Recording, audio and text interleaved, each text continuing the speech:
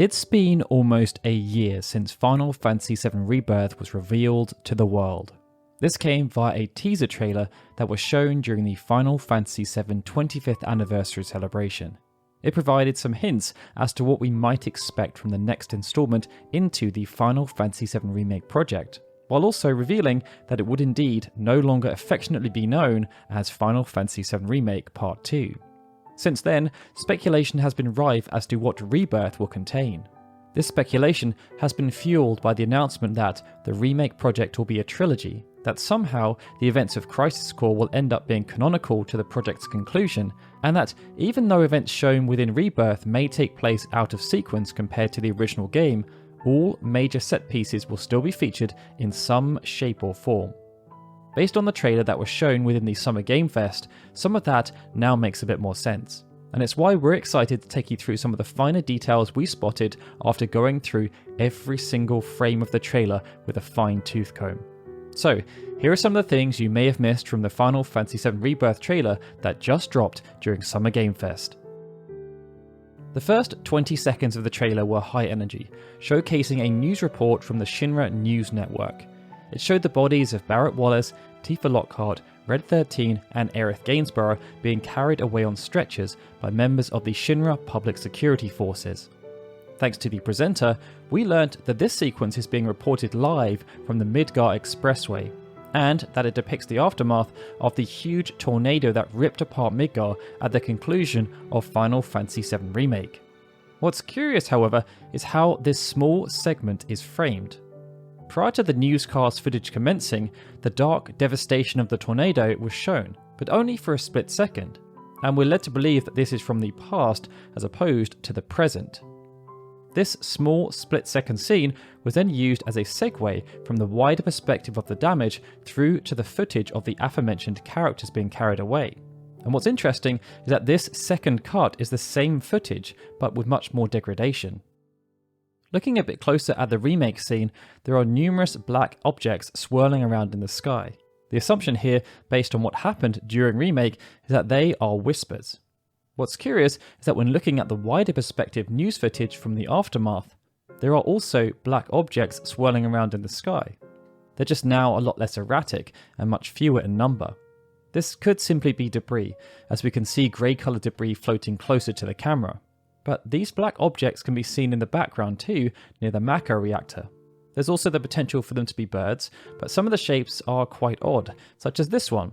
It could point that the whispers are still active, or that the whispers are dying following the incident.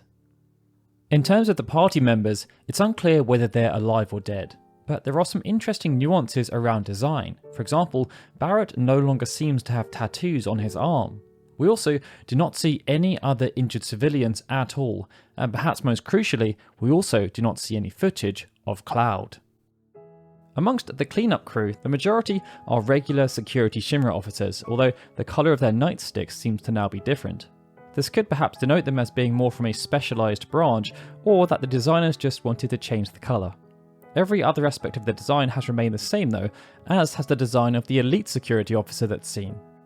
The other very curious element around this sequence relates to the voiceover from the newsreader. They make specific mention of Sector 1 and 2 being ravaged by the tornado, but also Sector 0. This may mean nothing, but Sector 0 is pretty infamous for being the gateway to Deep Ground. Even though this part of Shinra did not feature within the original Final Fantasy VII, it became a prominent part of the compilation. During Remake, the party ventured into a small part of Deep Ground, but it was within episode Intermission that the clearest implications around future usage were given, as both Nero and Vice were present as antagonists. After placing focus on Aerith's body, the tone of the trailer then shifted. A black feather was seen falling from the sky, a clear reference to Sephiroth, and this was accompanied by visual and audio glitches used to denote the conclusion of that initial passage. There are numerous theories about what this might all mean, but it's clear that those initial 15 to 20 seconds were purposeful, used as a way of hinting how the timeline may have been affected by the actions taken by the party at the end of Remake. And this is further emphasised by one of the glitches revolving around the feather, including a very short glimpse of what appears to be Zack Fair. Next, we see Cloud opening some doors into a huge green environment. It's so lush with nature that Aerith is shocked that such places still exist on the planet. Based on the exit location and the general flora and fauna, we can assume that this is on the eastern continent. The exit is most likely from the Mithra mines, and what we're seeing is the road to Junon.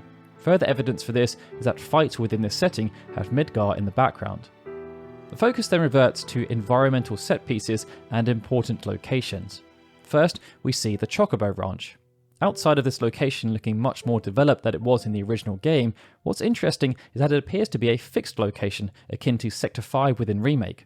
This can be hypothesized by Red 13 and Aerith taking up fixed positions within the setting, as opposed to following Cloud around as they had done when running around in the field. It also seems as though Chocobos will have a much greater impact on gameplay than they did during this segment in the original game.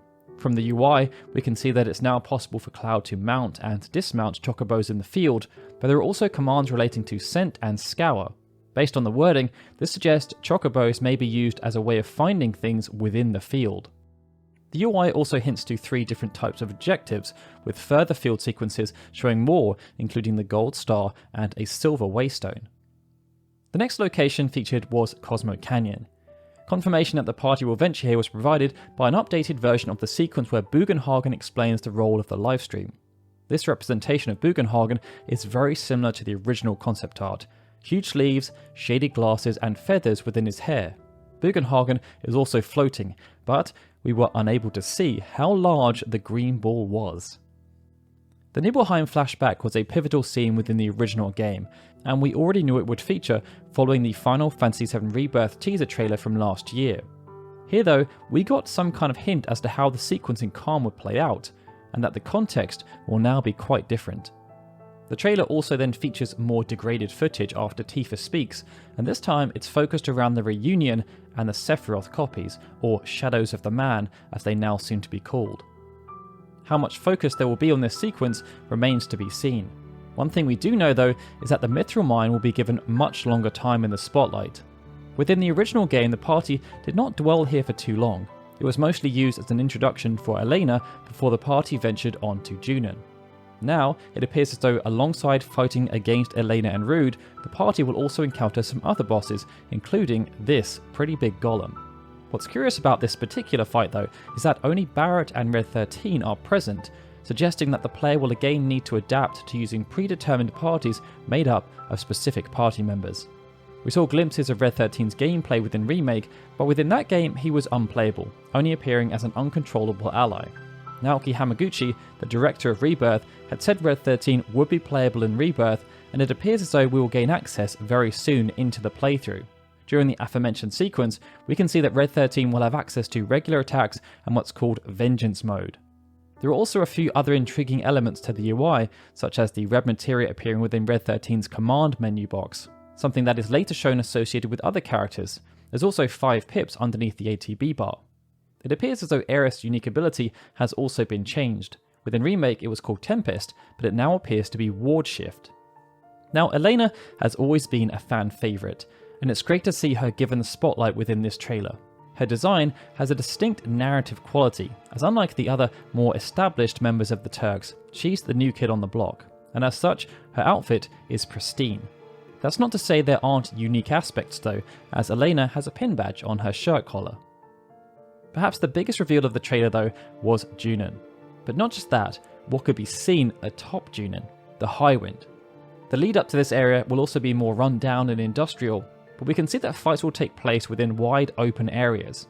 What's curious however is that during one of the encounters where Red 13, Cloud and Barrett are selected as the main party members, Aerith and Tifa are also visible within the field and seem ready to act. This could suggest that the player is either able to call upon their aid via support commands, or that there's a party swap mechanic being incorporated so that as the cast builds, certain characters don't just fade into the background. These elements could then be complemented with synergy attacks that were introduced within episode intermission, as time was spent showing that they're returning and the scope has been increased. We saw attacks between Aerith and Tifa, Yuffie and Red 13, and Cloud and Barrett. The final point of focus was around Jenova. During Final Fantasy VII, Jenova Birth was encountered when aboard the cargo ship to Costa del Sol. However, within the English translation, there wasn't really much context here. It appears as though Rebirth will spend a lot of time delving into Jenova, with some very pointed lines shown within the trailer. It was known within the original story, thanks to conjecture from Ghast, that Jenova was able to fight against the Cetra by mimicking the forms of people they knew, lulling them into a false sense of security before pouncing. It's unclear the actual context here with these lines, as it's a trailer voiceover and they're notorious for being cherry-picked and misleading. But there are certain implications that Sephiroth will be doing some pretty strong work on attempting to sow seeds of doubt amongst Cloud and the rest of the party. The trailer also revealed 2 other pieces of crucial and intriguing information. The release window has been updated from winter 2023 to early 2024. This is what we had speculated for some time, as Creative Business Unit 1 have a penchant for releasing games within the first 3 months of a new year.